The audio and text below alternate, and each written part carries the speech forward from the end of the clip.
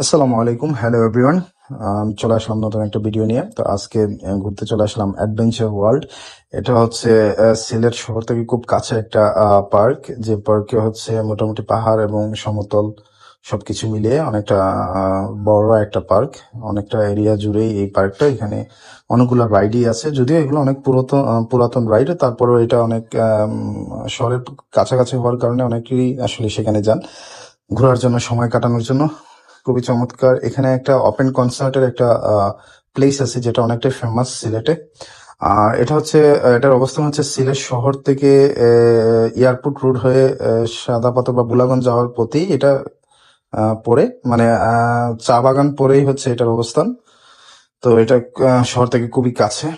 আর যদি আপনারা কেউ লোকালেই আসতে চান, সেক্ষেত্রে আপনাদেরকে আম্বরখানা পয়েন্ট থেকে লোকাল সিএনজি আসে, সেই সিএনজি নিয়ে এখানে আসতে পারেন। আর রিজার্ভ আসলে এখানে অ্যাডভেঞ্চার ওয়ার্ল্ড বললে ওনারা নিয়ে আসবে রিজার্ভ। আর এখানে হচ্ছে এন্ট্রি ফি, মানে গেটে প্রবেশ করার জন্য আপনাকে 80 টাকা দিয়ে টিকিট ক্রয় করতে হবে, এবং তারপর হচ্ছে এখানে বিভিন্ন রাইডের ব্যবস্থা আছে।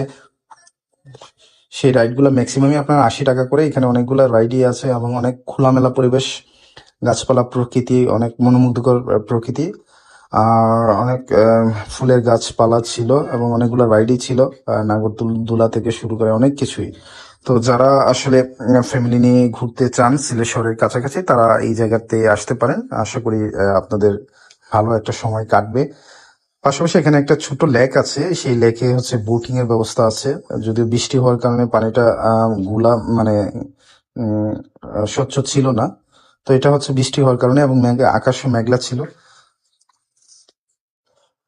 এটা আসলে বাচ্চাদের জন্য অনেকগুলো রাইডই ছিল। তারপর এখানে ঝুলন্ত ট্রেনেরও একটা রাইড ছিল। তো যারা যারা আসলে এই ধরনের রাইড বা এই ধরনের খোলামেলা পরিবেশ পছন্দ করেন, তাদের জন্য অনেকটাই আহ, সময় কাটানোর একটা ভালো প্লেস। এই যে ওপেন প্লেসের কথা বললাম, কনসার্টে, এখানে অনেকগুলো কনসার্টই হয়েছিল, বা এখনো যদি হবে, হতে পারে, এই জায়গাটাই হয়। আর এখানে অনেকগুলা রাইডই ছিল, যেগুলো বারবার বলতেছিলাম। তো যারা আসলে, আর এই যে গাছগুলা অনেক প্রকৃতির একটা অন্যরকম পরিবেশ সৃষ্টি করে। যারা গাড়ি নিয়ে আসবেন, তাদের গাড়ি পার্ক করার জন্য গেটের বাইরে পার্কিং এর ব্যবস্থা আছে, এবং এখানে ভিতরে ছোট ছোট কিছু ফুচকা এবং আইসক্রিমের শপ আছে, যেগুলা আসলে রেটটা ঠিকই আছে, হয়তো 5-10 টাকা এদিক সেদিক হতে পারে, বাট আদারওয়াইজ সবকিছু ঠিক আছে। এখানে অনেক বড় একটা নাগরদোলা আছে, যাদের অনেক বেশি সাহস তারা এই নাগরদোলাতে উঠতে পারেন। তো সবকিছু মিলায় খুবই চমৎকার একটা সময় কাটলো।